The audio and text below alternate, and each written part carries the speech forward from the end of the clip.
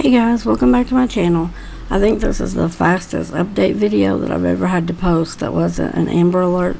We're going to talk about Jameson Nance again.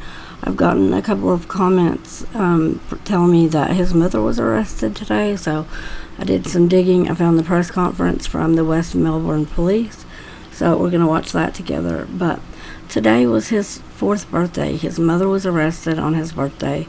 They found out that Joshua Nance is not some random dude in the apartment that just babysits him.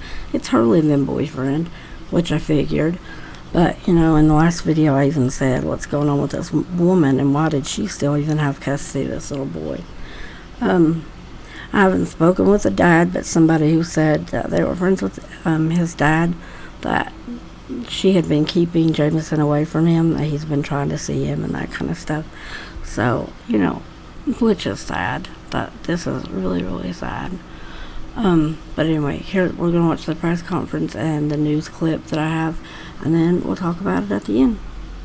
Breaking news, this is 3-year-old Jameson Nance. His mother has been charged with his murder on what would have been his 4th birthday. Fox 35's Samantha Sosa is live right now. So Sam, what is this mother accused of doing? Hey, Luann, such a sad and disturbing story. Police say that Jameson's mother knew that for weeks her boyfriend was abusing Jameson leading up to his death and did nothing to protect him.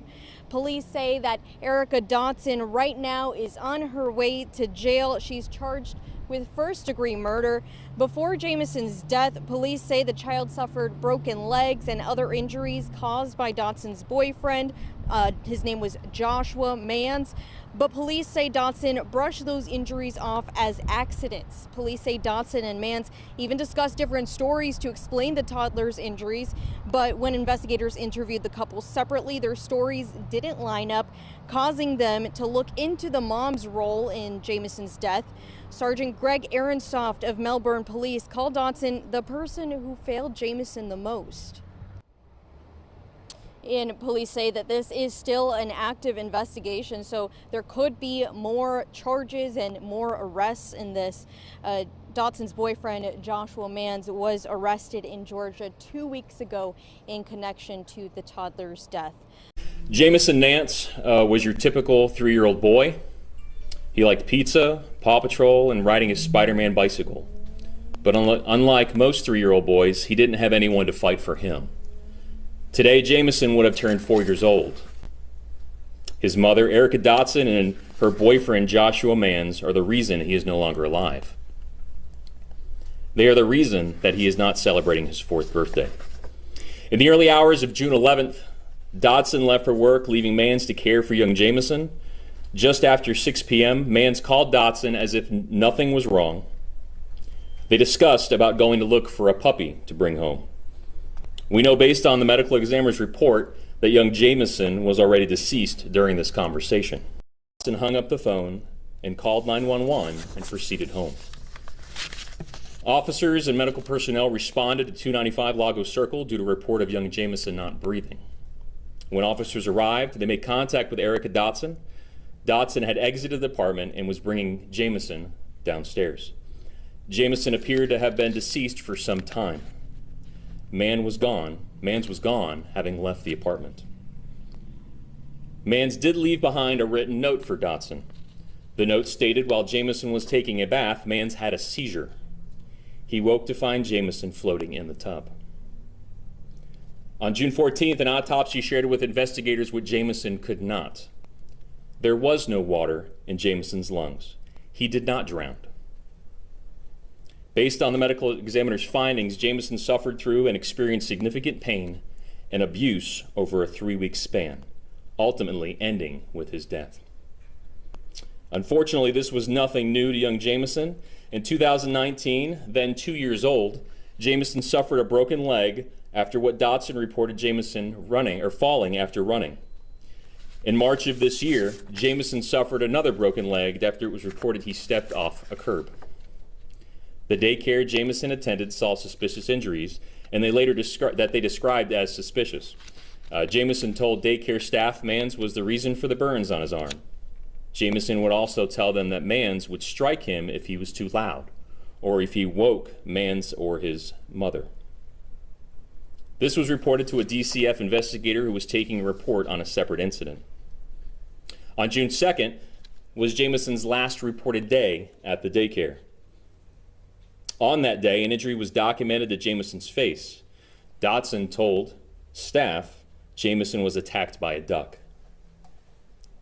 The horror this child in his short life lived continued and continued until his body said no more. An arrest warrant was issued for Joshua Manns. On June 28th, he was located in Georgia with the help of the United States Marshal Service Southeast Regional Fugitive Task Force, as well as the Tift County Sheriff's Office. He is charged with first-degree murder and being held with no bond. Today, working with the Brevard County State Attorney, an arrest warrant was issued for the person who failed Jameson most, his mother. Erica Dotson has been arrested and is being charged with first-degree murder of Jameson Nance. It should also be noted that Dotson and Manns definitely discussed different stories about how and when certain injuries occurred, but during interviews, nothing appeared to line up or be consistent. There is evidence to support that facts that Erica knew about these life-threatening injuries to Jameson, to include web searches of head injuries to children days before the death. Knowing this, she continued to leave Jameson with Manns, continued to keep Jameson from public view, as they would, if he was seen, law enforcement or DCF would be contacted. She feared what would happen if law enforcement found out about her failure to protect her child. She knew Manns was violent with her son and did nothing to help Jameson. Had she protected her child like a mother should, we will be celebrating a birthday instead of seeking justice. Any questions that I can't answer? This is still an ongoing investigation, but... Could you first spell the mother's name? Can I spell the mother's name? So we get that right. Yep. Mother's name is Erica, E-R-I-C-A, Dotson, D-O-T-S-O-N. Now you're saying she just failed to intervene and protect her child, that she did not intentionally inflict harm, as Mr. Manns is accused of, but yet she's still being charged with first-degree murder, the same charge. So she knew, based on conversations that she had, she knew that her child was injured.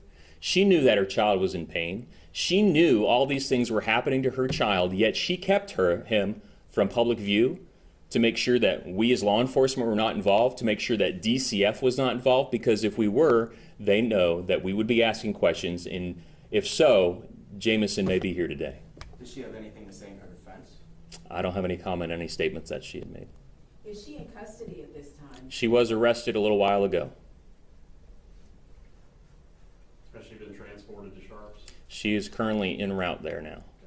Now, Mr. Manns fled, but was she cooperative with police? I know you said her stories didn't match up, but did she cooperate with the investigation? Yeah, she was arrested today with no issue, with no incident. Does she have any other children? She does not that I'm aware of. Mr. Manns was her boyfriend? Was her significant other, yes. Did he live there? I noticed the address was Lago Circle. Did he live there at the residence with the mom? Yes. Is he the child's father? No. Have you contacted the child's father, and what's going on with the child's father? I don't have any information about any conversation that we've had with the child's father. Do you expect any other charges or any other arrests in this case, since the original suspect's family helped harbor him for a while? Well, like I said earlier, this still is an ongoing investigation. We're looking at all kinds of aspects, anything, just to make sure that we're thorough in our investigation. Did any interviews with Mr. Nance lead you to this information to arrest Jameson's mother? The inconsistency in the stories was part of our probable cause. I don't know if there are any concerns about the daycare. It sounded like DCF learned about some injuries that they had seen that were suspicious kind of after the fact, after the little boy was already dead. Do you have any concerns with the daycare not reporting something earlier? We're still looking at all aspects. The daycare is in the city of Melbourne, not in the city of West Melbourne. Now, I don't know if we thought this story could possibly get any worse, but what you're saying about the mother, just how disturbing is it that you're saying she played just as big of a role? Well, you know, a mother is supposed to protect their children. I mean, they're supposed to be the person who looks after you and nobody else will. And here we have a case where a mother did the exact opposite. You know, had no concern, didn't take the steps she should have to protect her child. And that's awful. It's horrifying. Do you know what motivated Mr. Manns to allegedly inflict harm on Jameson? No, I do not. Where did the mom work? Did she work at a hospital? She did. She worked at a local hospital here in Brevard County. Was she employed as a nurse or, medical professional? I think that she was a CNA, I believe. Not a CNA. Okay.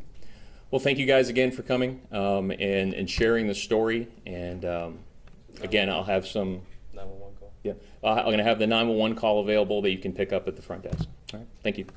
So what do you guys think about it? Let's talk about it down in the comments. I'm sure we'll talk about this case probably on Hearsay Live this weekend. I'll probably schedule that for Saturday. But until next time, guys, I'll talk to you tomorrow. Bye.